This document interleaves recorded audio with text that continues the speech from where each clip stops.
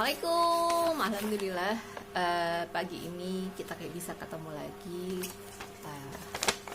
Mau sedikit sharing-sharing aja. Saya percaya dalam hidup ini nggak ada yang namanya kebetulan. Saya juga percaya bahwa setiap langkah, setiap apa yang kita kerjakan itu tuh sebenarnya sudah Allah kasih jalannya. Seperti tadi sahur tadi ini saya lagi baca WA pesan dari adik saya di grup keluarga. Ibu itu lagi ada di Lawang, jadi nggak di Probolinggo.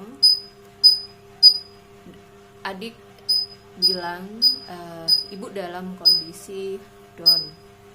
Kebetulan kemarin habis operasi, merasa putus asa, merasa kok habis operasi masih seperti ini ya, seperti itu. Kok rasanya belum ada perubahan yang benar-benar kelihatan. Jadi saya terinspirasi dari WA adik itu.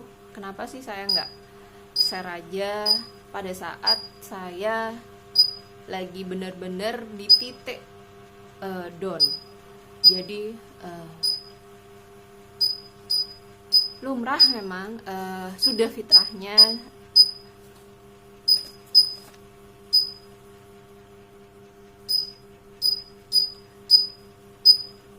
kita memang manusia biasa.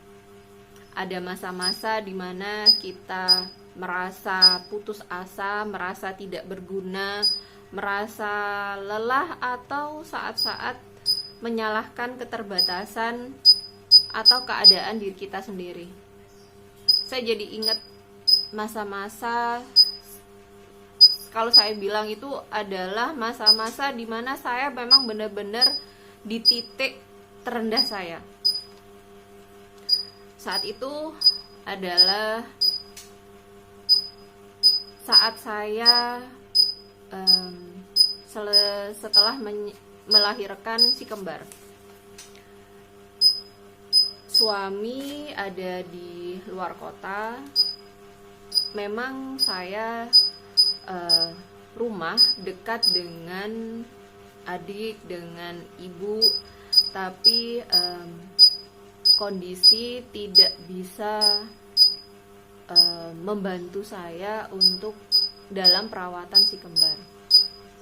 Jadi bisa dibilang itu di rumah itu yang membantu saya sehari-hari dalam merawat si kembar itu anak saya yang pertama. Saat itu kalau saya mengingatnya sekarang, itu adalah masa-masa benar-benar yang bikin saya banyak istighfar. Jadi kalau dipikir sekarang itu kok bisa ya? Kok bisa saya punya pikiran seperti itu gitu. Keadaan suami yang di luar kota, waktu malam, bisa jadi karena lelah, karena saat itu juga saya nggak ada yang bantu mengerjakan pekerjaan rumah, dan juga lagi dalam proses bangun bisnis usaha saya yang di rumah. Si kembar bagaimana harus kasih ASI dua-duanya. Habis itu kalau ada yang rewel, yang satunya juga rewel karena satunya nangis, satunya kadangkala diem, kadangkala ada juga masa-masa satunya nangis, satunya ikut nangis. Apalagi saat tengah malam terbangun, harus menyusui dua-duanya, kasih ASI dua-duanya, harus membetulkan posisi si kembar dengan tumpukan-tumpukan bantal, dan itu yang bantu anak saya yang pertama. kadangkala anak pertama ya saya nggak tega, dia sudah enak-enak tidur dibangunkan tengah malam. Disitulah masa-masa saya terpuruk, lelah, kadangkala ada bisikan,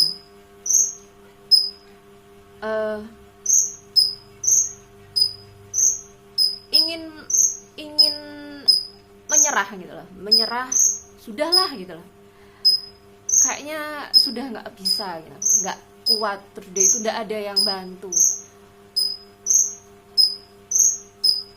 rasanya pengen menyerah. Kalau Allah sudah ngizinin saya sudah sampai di sini saja, ayo sudah dicabut kayak gitu. Sampai kadangkala ada bisikan setan, ada bisikan-bisikan kayak minum ini, minum itu untuk mengakhiri hidup kayak gitu. Makanya kadangkala saya ada video atau ibu-ibu yang bunuh diri, habis itu ngajak anaknya. Saya tidak menyalahkan, karena memang ada masa seperti itu.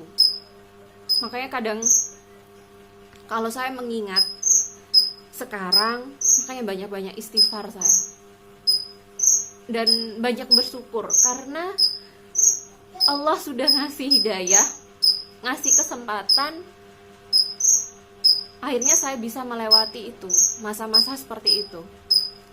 Makanya kalau misalkan ada ibu yang sekarang lagi merasa putus asa, menyalahkan keadaan, kenapa sih saya kok seperti ini, kenapa merasa sudah lelah, tidak ada yang bantu, merasa down atau putus asa, ingin sampai berpikir untuk mengakhiri hidup, ayo istighfar, minta sama Allah, semoga Allah mudahkan. Kalau lagi ada pikiran seperti itu, sudah dah ya Allah, sudah selesai kayak gitu tuh. Istighfar kadangkala itu adalah bisikan-bisikan, dan saya memang tidak langsung untuk menyalahkan, karena memang ada masa-masa yang lagi di down. Solusinya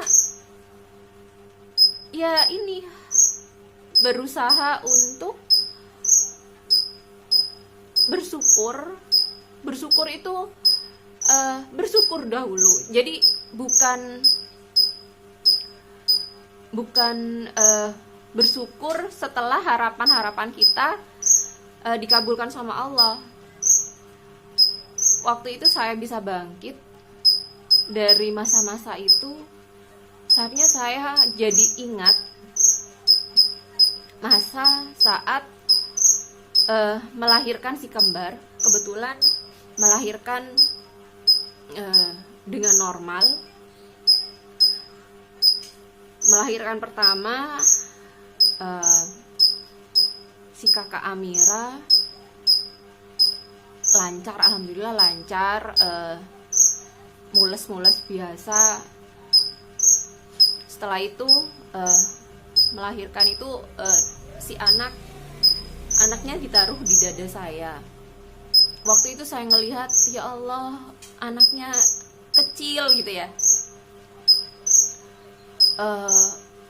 Sampai saya bilang sama Allah itu, semoga sehat ya Allah. Allah ini sudah kasih kesempatan sampai 9 bulan lahir. Habis itu meskipun saat ini kecil gitulah, tapi Allah sudah kasih sehat. Ditaruh di dada saya itu, dia anaknya nangis. Kayak kalau bilang dulu itu kayak ada orang bilang itu kayak botol kecap gitu. Setelah itu sakit lagi, setelah 10 menit sakit lagi. Waktunya si yang Naura ini saya dalam keadaan down, rasanya sudah menyerah, lelah, sudah nggak kuat untuk ngeden. Dan waktu itu saya dalam ada ya Allah, apa ini sudah gitu loh, apa ini sudah waktunya saya untuk meninggalkan dunia ini gitu. Tapi rasanya ini di badan saya itu sudah tidak ada tenaga sama sekali. Kayak alam bawah sadar juga ngerasa kayak nggak ada tenaga, nggak ada ini, rasanya sudah kayak melayang kayak gitu. Tapi Allah langsung ingatkan dengan anak saya yang tadi ada di dada saya. Saya ada kepikiran, ya Allah kasih kesempatan untuk ngerawat gitu. Kalau saya nggak ada sekarang, siapa yang mau ngerawat anak saya gitu loh.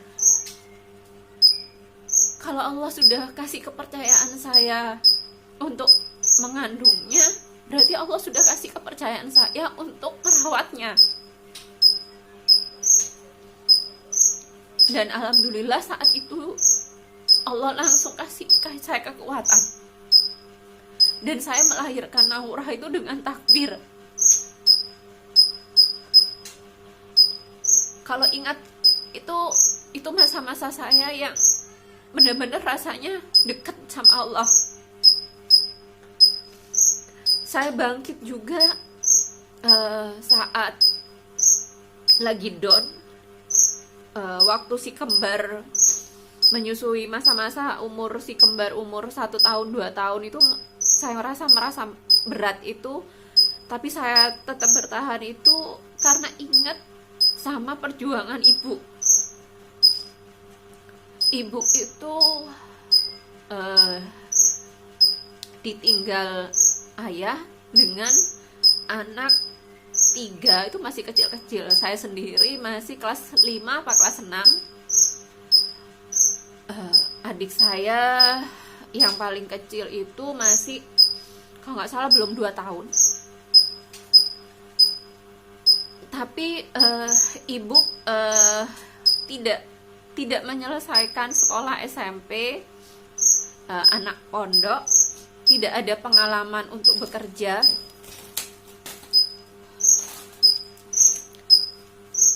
Tapi saya tidak pernah melihat beliau putus asa. Pernah waktu saya lulus SMP, memang saya ini kan ya tinggal sama nenek sama kakek. Tapi waktu SMP itu beliau kalau saya lulus SMP apa SD kayak gitu, bilang itu, Dok, kalau ayahnya dulu bilang itu kamu disuruh di pondok, tapi kalau di pondok kok ibu ini ya kayaknya belum ada biaya. Ya apa kalau sekolah SMP di sini aja? Saya bilang, iya Bu, nggak apa-apa. Terus dari itu saya ingat juga saat saya lulus SMA, ibu bilang itu, ibu nggak punya biaya gitu loh, tapi ibu nggak mau menyerah. Meskipun banyak orang, banyak saudara yang bilang sama ibu, waduh, nggak usah muluk-muluk, kenapa sih, udah perempuan aja kok, ngapain sekolah tinggi-tinggi, ngapain sampai kuliah gitu. Tapi saat itu ibu saya tidak menyerah. Beliau nggak putus asa. Semua beliau yang halal beliau kerjakan, entah itu dari jadi sales makanan, jual duren, jadi ojek ya, ojek temennya, sempat juga jadi marketing. Tapi dalam hidupnya itu tidak ada kata menyerah. Makanya waktu saya di masa down itu, jadi saya akhirnya malu sama perjuangannya ibu. Saya menganggap kok sudah menyerah gitu ya, kok menyerah, kok sampai punya pikiran mau mengakhiri hidup, padahal itu bukan apa-apa. Allah kasih. Sejak itu saya percaya Allah itu sudah kasih ujian, entah itu cobaan, entah itu kalau kita menganggap itu ujian atau cobaan atau teguran atau apapun, itu sudah Allah, itu semuanya tuh bentuk cintanya Allah gitu.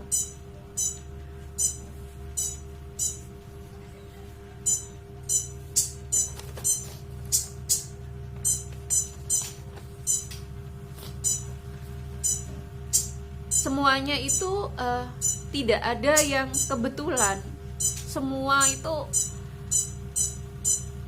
Allah itu kayaknya benar-benar sutradara terbaik kayak gitu.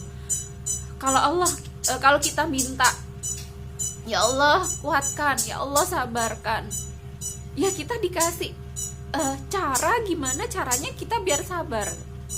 Kalau kita mintanya, ya Allah pintarkan anak saya, ya anak saya kita dikasih ujian, gimana caranya beliau jadi pintar. Makanya tapi kadangkala memang dalam hidup itu nggak mudah.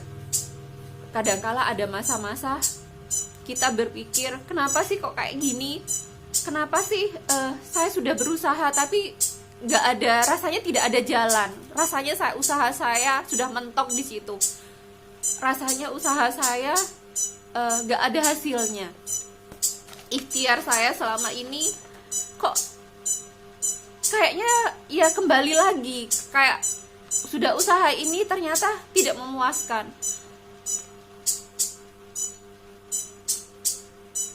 Atau yang sekarang lagi sakit, atau mimpi-mimpinya, doa-doanya merasa belum dikabulkan sama Allah, introspeksi diri dulu. Kenapa sih kok mau sembuh atau mau sukses itu kok susah? Mungkin ada pertanyaan seperti itu. Kita memang nggak punya jawabannya, tapi kita itu punya pilihan. Kita punya pilihan mau memilih menguatkan iman, percaya sama Allah, percaya apa yang sudah digariskan sama Allah. Kita juga punya pilihan memilih jalan yang sudah Allah ridhoi.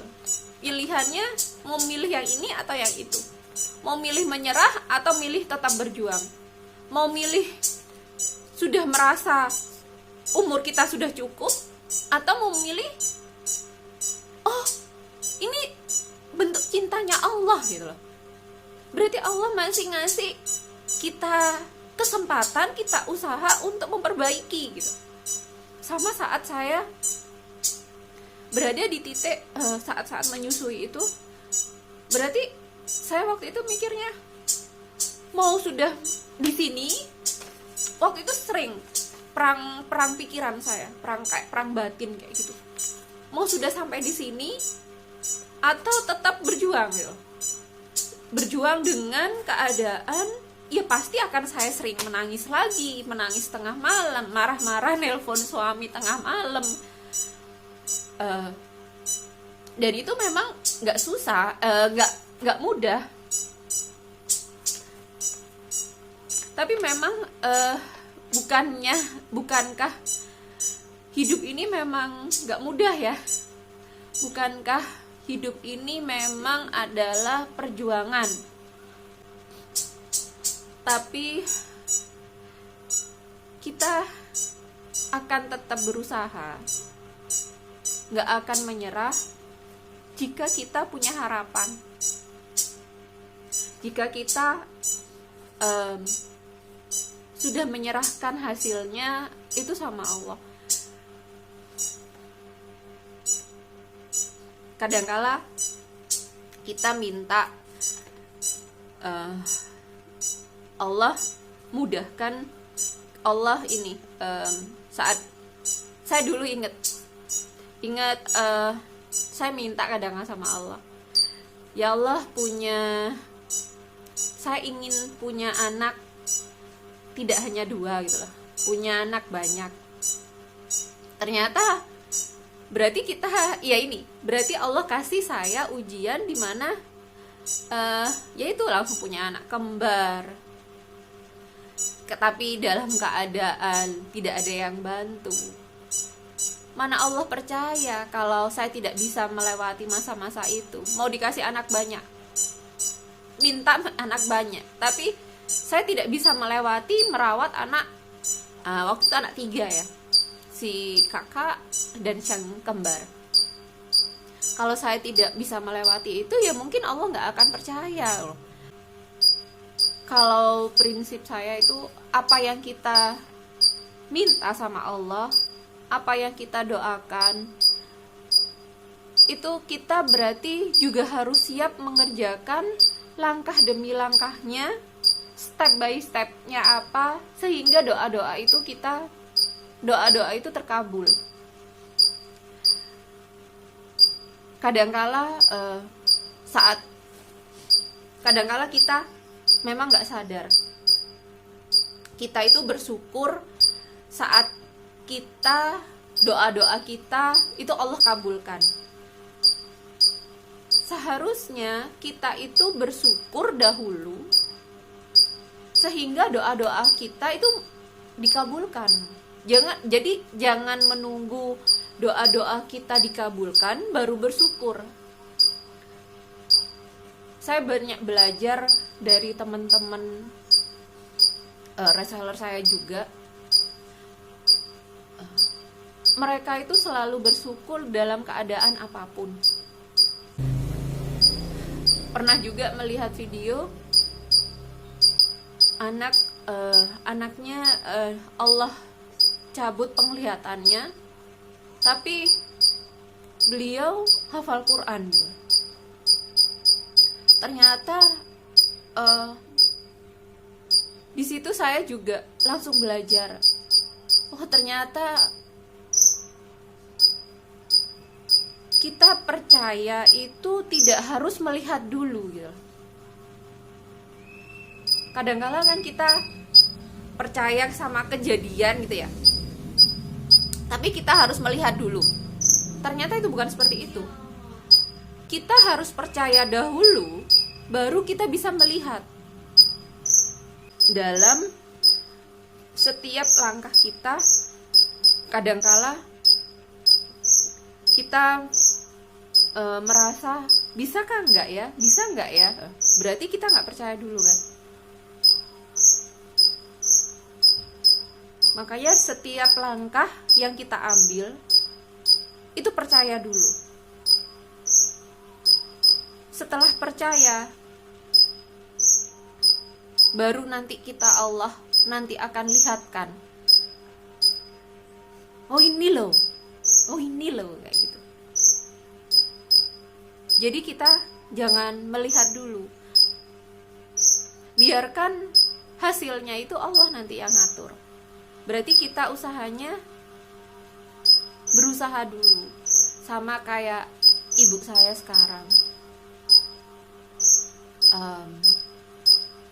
tugasnya, saya kemarin bilang waktu di rumah sakit, sebelum ibu operasi, bilang seperti ini saya, tugasnya ibu itu berusaha dan sabar. Tugasnya Allah nanti hasilnya.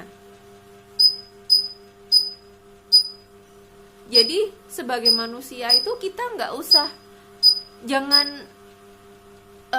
keluar dari jalur gitu. kadangkala sebagai manusia itu memang sudah langsung menentukan, saya usaha yang ini supaya bisa kayak gini loh. Akhirnya ternyata sama Allah kasih lain, hasilnya kita akan sedih, kita akan merasa putus asa, kita akan ngerasa, loh kok kayak gini ya, kok tidak sesuai dengan apa yang saya pikirkan ya. Dan itu kalau di saya pribadi itu rasanya, loh kok kita ini kok kita ini manusia gitu. Kita manusia tapi kok seneng kok ngatur-ngatur Allah kayak gitu. Tugasnya kita ya berusaha, berdoa, sabar gitu. Ya tugasnya kita ya seperti itu aja gitu. Jadi kalau misalkan hasilnya Allah kasih beda, ya ayo diterima gitu. Berarti tugas kita belum selesai, berarti kita belum sabar, berarti usaha kita belum maksimal. Bukankah hidup itu kan memang perjuangan gitu ya.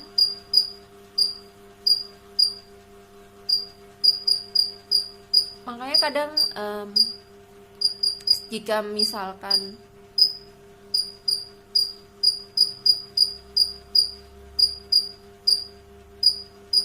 usaha, misalkan ada doa saya yang sudah terkabul gitu ya, saya selalu minta doa yang baru, bikin doa yang baru lagi. Jadi saya tetap punya harapan, punya visi misi gitu. Kalau misalkan kayak sekarang ibu yang lagi down, itu bisa jadi ya memang merasa ibu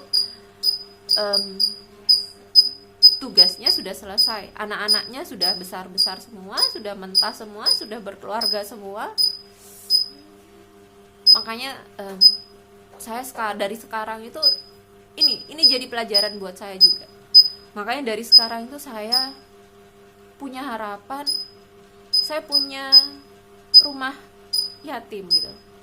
Sehingga pikiran saya itu akan selalu untuk berusaha, entah keadaan apapun saya tidak akan menyalahkan. Saya ingin tidak menyalahkan. Seperti waktu saya berjuang untuk mengatasi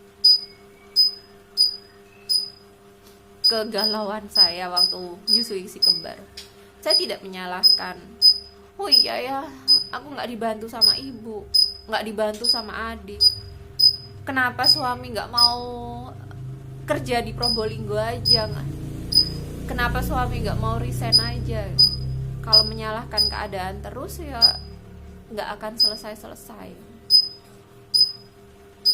Kalau Allah sudah kasih, ini loh kamu kayak gitu, ini ujian kamu, ini hambatannya kamu.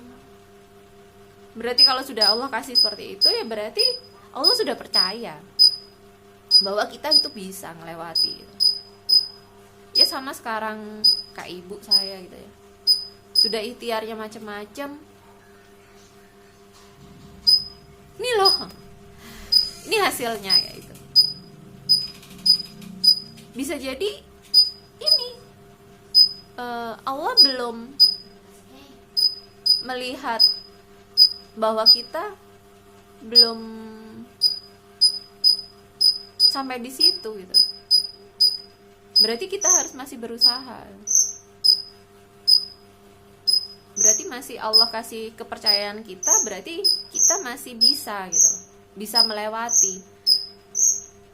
Ibu bisa kuat, ibu bisa sabar, ibu masih bisa semangat untuk ikhtiar lagi gitu ya. Bukankah ibu itu memang apa yang saya pelajari dari ibu saya itu adalah orang yang tidak mudah putus asa gitu. Orang yang memang benar-benar suka berjuang. Itu kesan saya ke ibu saya. Dan saya sekarang menjadi ibu itu, saya tidak ingin anak-anak saya menilai saya juga orang tua yang mudah putus asa. Makanya saya ingin anak-anak saya itu nanti merupakan anak-anak yang memang tidak mudah putus asa. Udah, sekian dulu sharing saya hari ini. Semoga jadi inspirasi, semoga jadi semangat, semoga jadi jalan merubah pikiran.